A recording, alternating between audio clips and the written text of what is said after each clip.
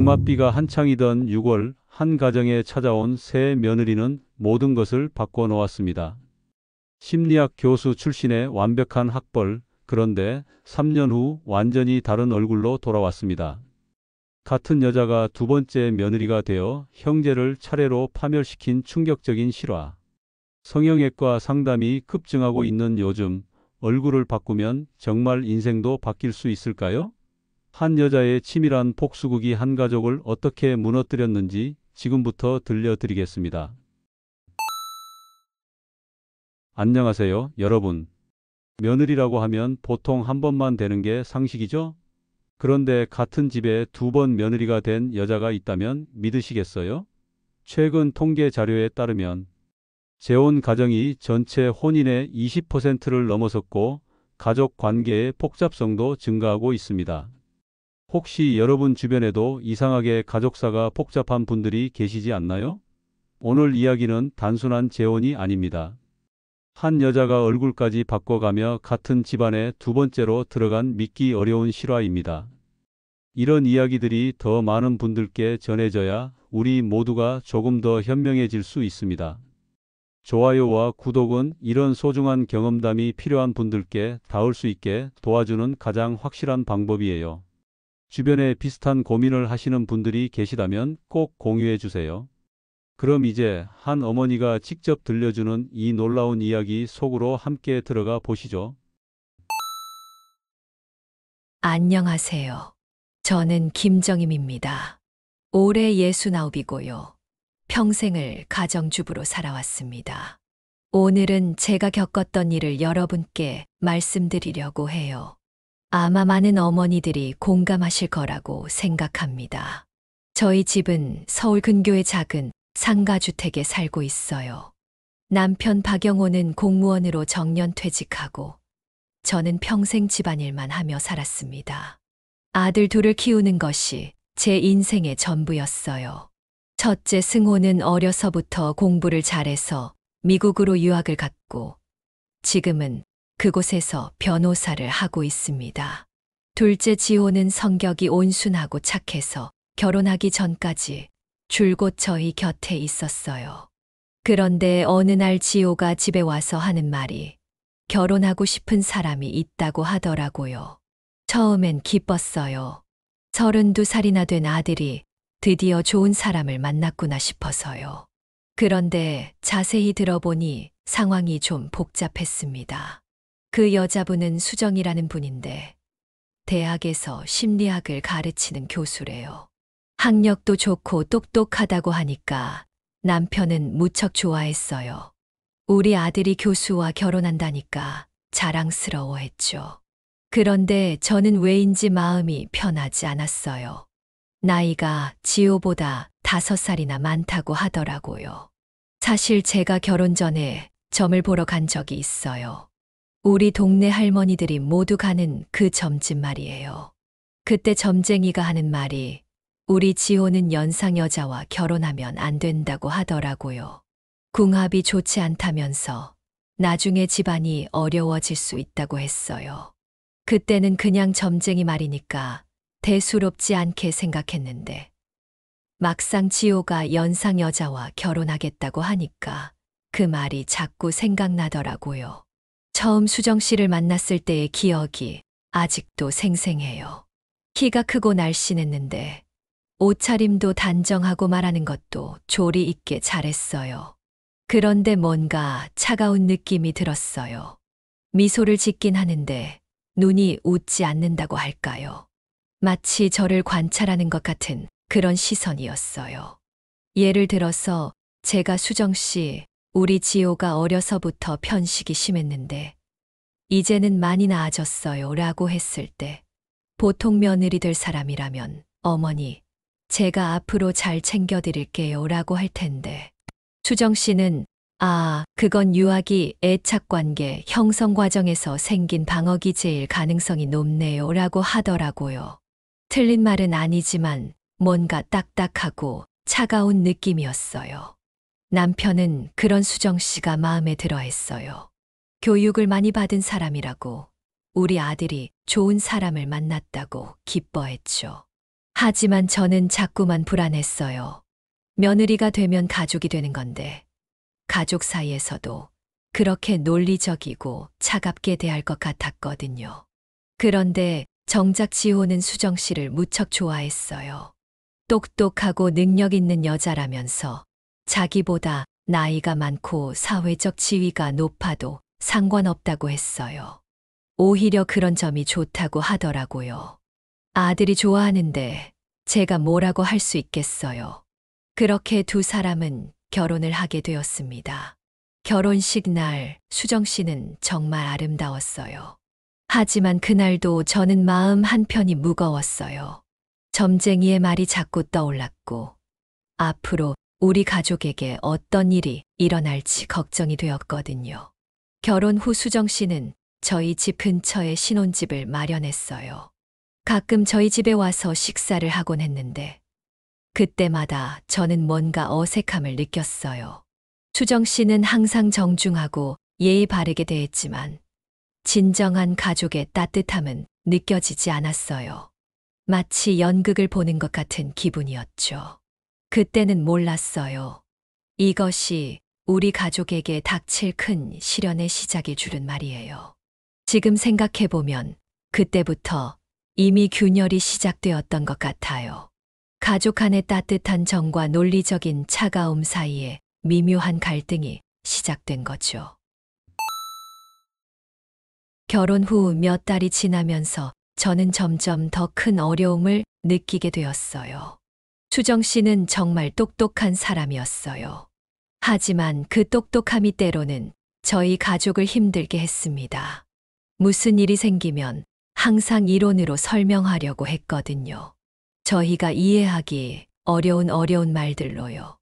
예를 들어서 어느 날 제가 지호에게 요즘 왜 이렇게 예민하니? 라고 물었을 때였어요.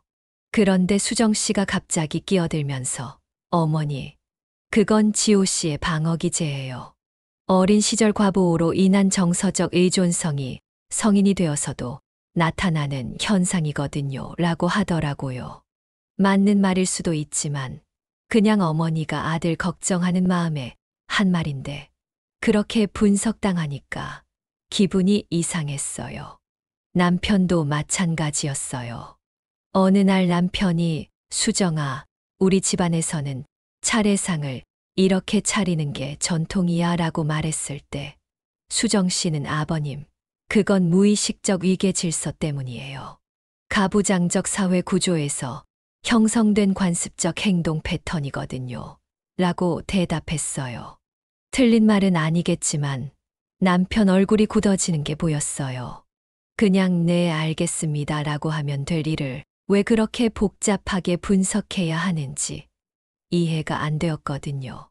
처음에는 교수라서 그런가 보다 하고 넘어갔어요. 하지만 시간이 갈수록 이런 일들이 자꾸 반복되니까 저희 가족 모두 지치기 시작했어요.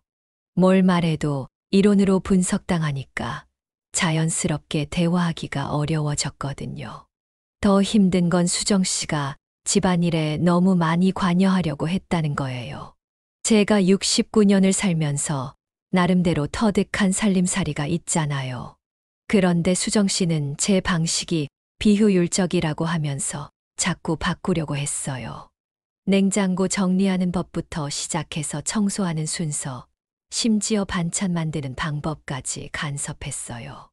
어느 날은 제가 김치찌개를 끓이고 있는데 수정 씨가 와서 어머니, 김치의 유산균을 살리려면 너무 오래 끓이시면 안 돼요. 영양학적으로 보면 이렇게 하는 게 더 좋아요 라고 하더라고요. 맞는 말일 수도 있지만 저는 수십 년 동안 이렇게 끓여왔고 우리 가족들이 다 맛있게 먹었거든요. 그런데 갑자기 틀렸다고 하니까 자존심이 상했어요. 지호는 처음에는 아내 편을 들었어요. 수정 씨가 더 전문적인 지식이 있으니까 듣는 게 좋다고 했죠. 하지만 저는 점점 더 위축되어 갔어요. 제가 평생 해온 일들이 모두 틀렸다는 식으로 말하니까요. 그러던 어느 날 수정 씨가 갑자기 미국으로 가겠다고 했어요. 연구년 기회가 생겼다면서요. 처음에는 좋은 기회라고 생각했어요. 솔직히 말하면 조금 홀가분한 마음도 있었고요. 지호는 아내를 보내주겠다고 했어요. 1년 정도면 금방 지나갈 거라고 했죠. 하지만 몇 달이 지나면서 이상한 일들이 생기기 시작했어요. 수정 씨에게서 연락이 뜸해졌어요.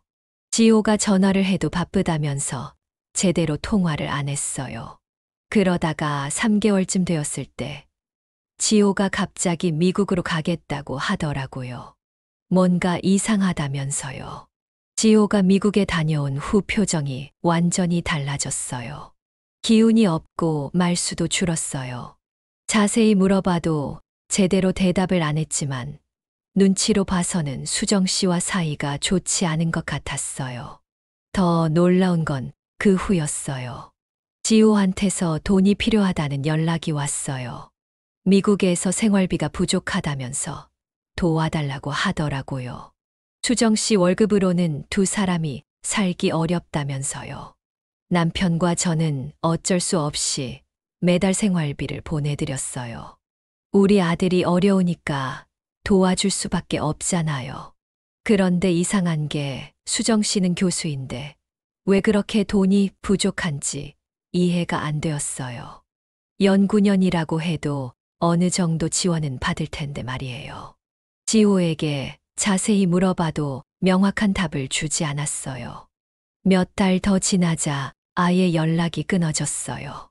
지호에게 전화를 해도 받지 않고 문자 메시지에도 답이 없었어요. 수정 씨는 말할 것도 없고요.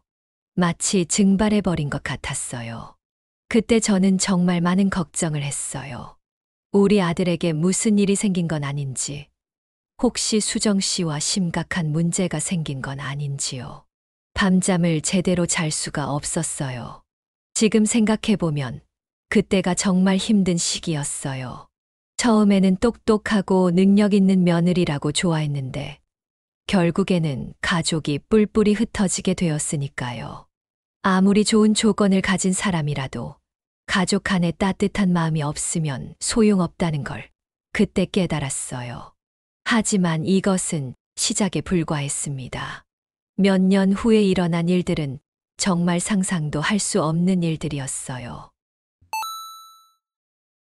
지호와 수정 씨의 연락이 끊어진 지 3년이 지났어요. 그동안 저희 부부는 정말 많이 걱정했습니다. 아들이 어떻게 지내는지, 혹시 무슨 일이 생긴 건 아닌지 밤잠을 이루지 못할 때가 많았어요. 그런데 어느 날 갑자기 지호에게서 연락이 왔어요. 한국에 돌아왔다면서 함께 온 사람이 있다고 하더라고요. 저는 당연히 수정 씨인 줄 알았어요. 드디어 화해를 했나 보다 싶어서 기뻤죠. 하지만 집에 온 여자를 보고 저는 깜짝 놀랐습니다. 수정 씨가 아니었거든요. 서아라고 소개하는 그 여자는 수정 씨와는 완전히 다른 사람이었어요. 키는 비슷했지만 얼굴도 다르고 목소리도 달랐어요. 더 부드럽고 온화한 인상이었죠. 서아 씨는 수정 씨와는 정말 다른 사람이었어요. 첫인상부터가 따뜻했어요. 집에 들어오자마자 제게 다가와서 어머님, 그동안 많이 걱정하셨죠. 앞으로 제가 지호 오빠 잘 돌보겠습니다 라고 하더라고요. 말투도 정중하면서도 친근했어요. 수정 씨처럼 딱딱하고 이론적인 말을 하지 않았거든요. 예를 들어서 제가 저녁 준비를 하고 있을 때 서아 씨가 와서 도와주겠다고 하더라고요. 그래서 함께 부엌에서 일을 했는데 제가 이 나물은 이렇게 무치는 거야 라고 알려주니까 어머님 손이 정말 빠르세요. 저도 배우고 싶어요 라고 하면서 진짜로 관심 있게 지켜보더라고요. 수정 씨 같으면 그 방법보다는 영양소 파괴를 최소화하는 다른 방법이 더 좋을 것 같은데요 라고 했을 텐데 서아 씨는 제 방식을 존중해 주면서 배우려고 했어요. 남편도 서아 씨를 무척 좋아했어요. 남편이 책을 읽고 있으면 다가가서 아버님, 요즘 어떤 책 읽으세요? 저도 궁금해요 라고 물어보더라고요. 그러면 남편이 신이 나서 책 내용을 설명해 주곤 했어요. 서아 씨는 진짜로 관심 있게 들어주었고, 남편은 그런 서아 씨가 기특해서 더 많은 이야기를 해 주었죠. 정말 신기한 건 서아 씨와 함께 있으면 집안 분위기가 너무 좋아진다는 거였어요. 수정 씨가 있을 때는 항상 긴장감이 돌았는데, 서아 씨는 자연스럽게 우리 가족 분위기에 녹아들었어요. 웃음소리도 많이 들렸고, 대화도 편안하게 할 수 있었거든요.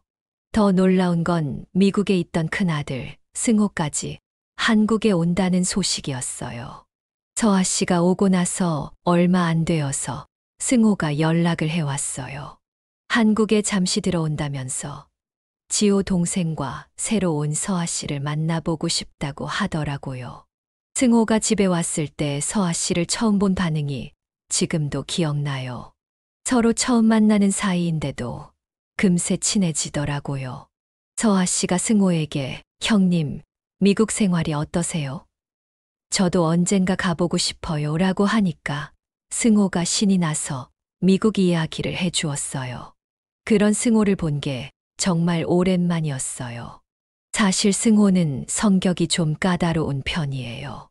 사람을 쉽게 믿지 않고 특히 여자들에게는 더 신중했거든요. 그런데 서아 씨에게는 금세 마음을 열더라고요. 며칠 함께 지내면서 서아 씨와 많은 대화를 나누었어요. 저는 정말 기뻤어요. 수정 씨 때문에 힘들었던 기억이 있어서 처음에는 조심스러웠는데, 서아 씨는 정말 우리 가족에게 딱 맞는 사람 같았거든요. 지호도 훨씬 밝아 보였고, 남편도 기뻐했고, 심지어 승호까지 좋아하니까 이보다 더 좋을 수 없다고 생각했어요. 그런데 어느 날, 지호가 저를 따로 불러서 충격적인 이야기를 했어요. 수정 씨와 이혼했다는 거예요. 그리고 지금 집에 있는 서아 씨는 수정 씨의 대학 후배라고 하더라고요. 수정 씨가 연구년 중에 만난 사람인데, 지호를 부탁한다면서 함께 한국에 보냈다는 거였어요. 처음에는 이해가 안 되었어요. 수정 씨가 왜 자기 후배를 지호에게 소개해 주었을까요? 그리고 왜 자기는 미국에 남아 있으면서 서아 씨만 보낸 걸까요? 지호에게 자세히 물어봐도 명확한 답을 주지 않았어요.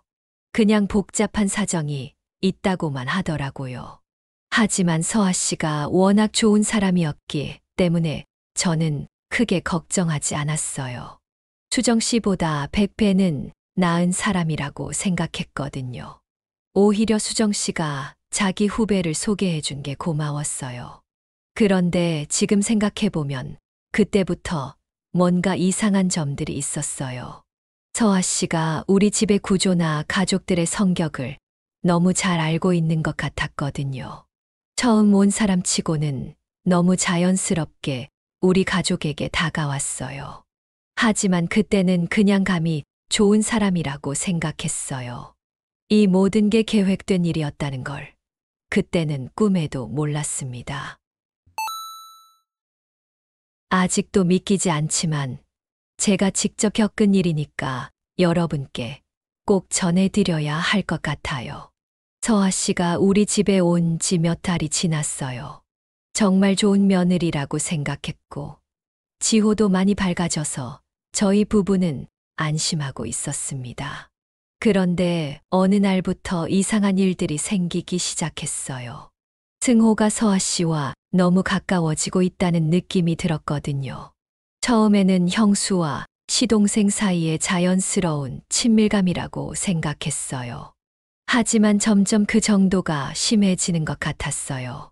승호가 서아 씨와 단둘이 나가는 일이 많아졌고, 둘이 함께 있을 때의 분위기가 뭔가 어색했어요. 지호는 그런 걸 눈치채지 못하는 것 같았어요. 오히려 형과 아내가 잘 지내는 게 좋다면서 기뻐했죠. 하지만 저는 여자의 직감으로 뭔가 이상하다는 걸 느꼈어요. 서아 씨가 승호를 바라보는 눈빛이 일반적인 형수가 시동생을 보는 눈빛이 아니었거든요. 어느 날 저녁 서아 씨와 승호가 또 둘이서 나간다고 했어요. 미국 이야기를 더 들려주겠다면서요. 그때 지호가 형은 정말 서아를 좋아하는 것 같아. 나도 기뻐라고 말하는데 저는 가슴이 철렁했어요. 뭔가 큰일이 일어날 것 같은 불안한 마음이 들었거든요. 며칠 후 더 충격적인 일이 일어났어요.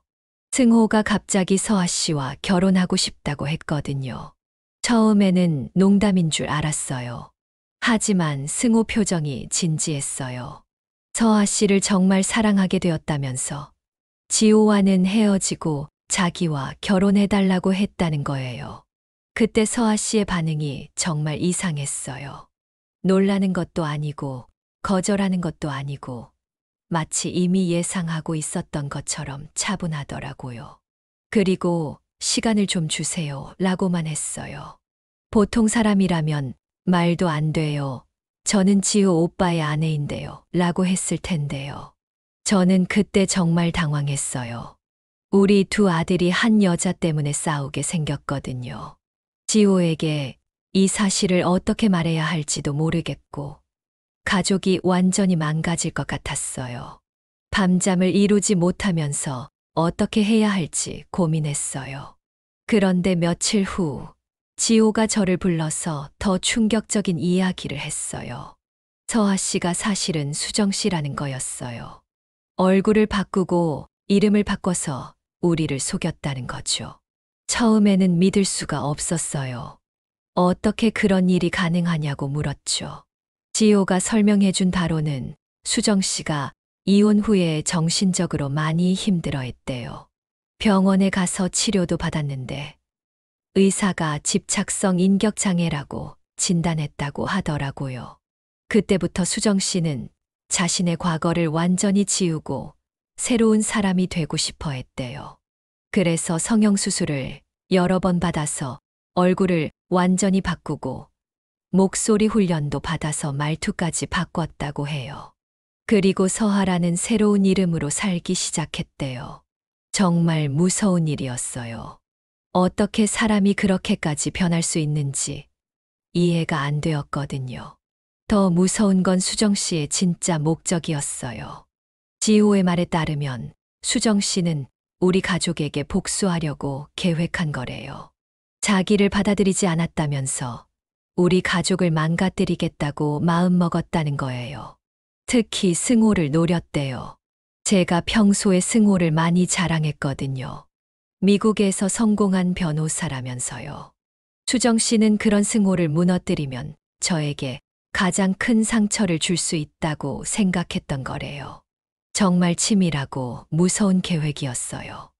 예를 들어서 서아 씨가 승호와 함께 있을 때 자주 하던 말들이 있었어요. 형님은 정말 대단해요. 어떻게 그렇게 성공할 수 있었어요? 라면서 승호의 자존심을 부추겼어요. 그리고 한국에서는 형님 같은 분을 알아주지 않아서 안타까워요. 라고 하면서 승호의 외로움을 자극했죠. 승호가 미국에서 오래 살아서 한국에서는 좀 소외감을 느끼고 있었거든요. 수정 씨는 그런 승호의 약점을 정확히 파악하고 공략한 거예요. 승호가 점점 서아 씨에게 빠져들도록 유도했던 거죠. 모든 게 계획된 일이었어요. 저는 정말 충격을 받았어요. 그동안 서아 씨라고 생각했던 사람이 실은 수정 씨였다니. 그리고 우리 가족을 망가뜨리려고 그렇게 치밀하게 계획했다니요. 어떻게 사람이 그럴 수 있는지 이해할 수가 없었어요. 하지만 이것은 시작에 불과했습니다. 수정 씨의 진짜 복수는 이제부터 시작이었어요. 정말 가슴 아프고 힘든 이야기지만 끝까지 말씀드리겠습니다. 수정 씨가 서하라는 이름으로 우리 가족에게 복수하려고 했다는 걸 알고 난 후 저희는 어떻게 해야 할지 몰랐어요. 하지만 이미 늦었어요. 승호는 완전히 수정 씨에게 빠져 있었고 그녀의 말이라면 뭐든지 들어주려고 했거든요. 승호는 수정 씨를 위해서 정말 모든 걸 내놓았어요. 처음에는 작은 것부터 시작했어요. 비싼 선물을 사주고 좋은 레스토랑에 데려가고 여행도 함께 다녔죠. 수정 씨는 그럴 때마다 형님, 이렇게 잘해주시면 제가 뭘로 보답해야 할지 모르겠어요 라고 하면서 고마워했어요. 하지만 지금 생각해보면 모든 게 연기였던 거죠. 몇 달이 지나자 수정 씨는 더 큰 것들을 요구하기 시작했어요. 사업을 같이 해보자면서 승호에게 투자를 제안했어요. 미국과 한국을 연결하는 무역업을 하면 큰 돈을 벌 수 있다고 했죠. 승호는 의심 없이 자신의 모든 돈을 투자했어요. 심지어 미국에 있던 집까지 팔아서 돈을 만들었어요.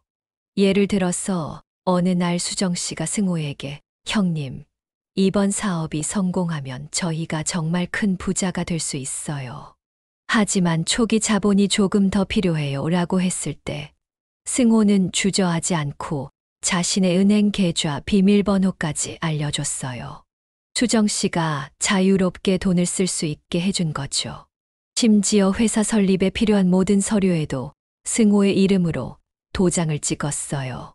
저와 남편은 걱정이 되어서 승호에게 조심하라고 했어요.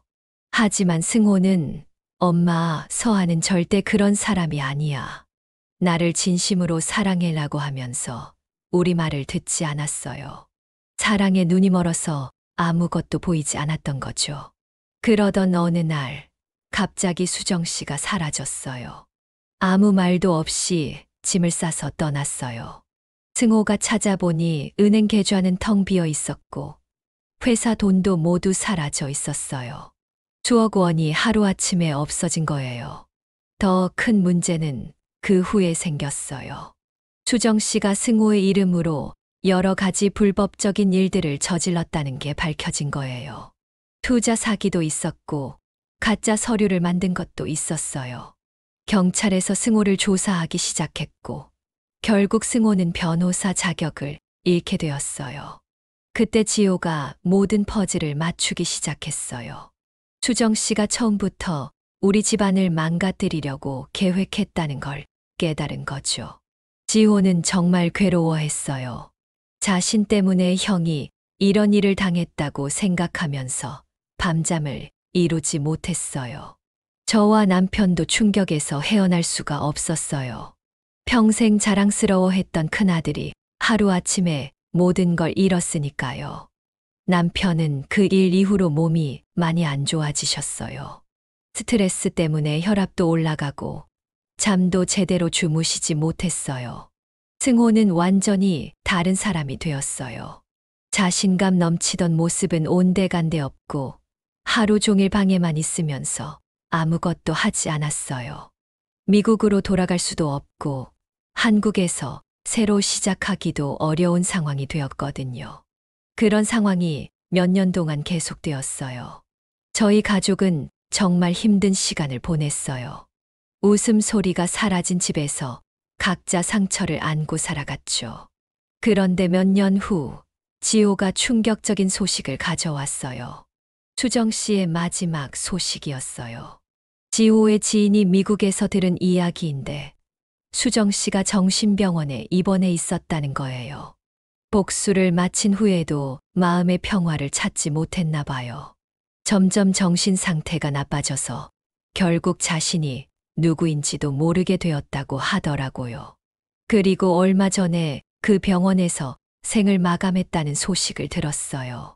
마지막까지 자신의 진짜 이름도 기억하지 못하면서요. 그 소식을 듣고 나니까 복잡한 마음이 들었어요. 미워할 수도 없고 불쌍하다는 생각도 들고요. 지금 저희 가족은 예전으로 돌아가지 못했어요.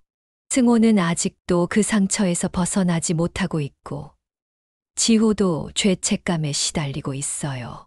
저와 남편도 나이가 들면서 건강이 많이 안 좋아졌어요. 이 모든 일을 겪으면서 저는 많은 걸 깨달았어요. 아무리 좋은 조건을 가진 사람이라도 진심이 없으면 가족이 될 수 없다는 것. 그리고 상처받은 마음이 얼마나 무서운 복수를 만들어낼 수 있는지 말이에요. 수정 씨도 처음에는 정말로 가족이 되고 싶었을 거예요. 하지만 받아들여지지 못했다고 느끼면서 마음이 비뚤어진 거겠죠. 만약 그때 저희가 조금 더 따뜻하게 대해줬다면 어땠을까 하는 생각도 들어요. 하지만 이미 일어난 일은 되돌릴 수 없어요. 저희는 이제 남은 시간을 서로 위로하며 살아가려고 해요. 힘들지만 가족은 가족이니까요. 여러분도 가족 관계에서 어려움이 있으시더라도 서로 이해하고 포용하려고 노력하시기 바라요. 상처는 더 큰 상처를 만들어낼 뿐이니까요. 긴 이야기 들어주셔서 고맙습니다.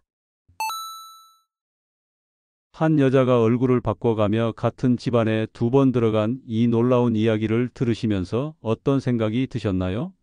사람의 마음이란 참으로 복잡합니다. 사랑받고 싶은 마음이 받아들여지지 않을 때 그 마음은 때로는 파괴적인 힘으로 변하기도 합니다. 수정 씨도 처음에는 진심으로 가족이 되고 싶었을 거예요. 하지만 마음의 문이 닫히자 복수라는 길을 선택했죠. 옛말의 원수는 외나무 다리에서 만난다고 하지만 정작 가장 가까운 사람이 가장 큰 상처를 주기도 합니다. 가족이라는 이름으로 함께 살아간다는 것은 서로의 다름을 인정하고 받아들이는 과정이기도 해요. 김정임 어머니의 이야기에서 우리가 배울 수 있는 것은 무엇일까요? 첫 인상이나 조건만으로 사람을 판단하지 말아야 한다는 것, 그리고 진정한 가족은 혈연이 아니라 마음으로 만들어진다는 것입니다. 미움은 미움으로 끝나지 않는다. 사랑으로만 끝날 뿐이다라는 부처님의 말씀처럼 상처받은 마음을 치유하는 것은 결국 이해와 용서입니다. 하지만 그 용서는 자신을 지키면서 하는 현명한 용서여야 합니다. 여러분의 가족 관계는 어떠신가요? 혹시 받아들이기 어려운 가족 구성원이 계시다면 오늘 이야기를 통해 조금이나마 지혜를 얻으셨기를 바랍니다. 이런 소중한 인생 이야기들이 더 많은 분들께 전해질 수 있도록 구독과 좋아요, 그리고 알림 설정 부탁드려요. 여러분의 작은 클릭 하나가 누군가에게는 큰 도움이 될 수 있습니다. 댓글로도 여러분의 생각을 나눠주세요. 다음에는 또 어떤 놀라운 이야기로 찾아뵐지 기대해 주시고 오늘도 건강하고 행복한 하루 보내세요. 감사합니다.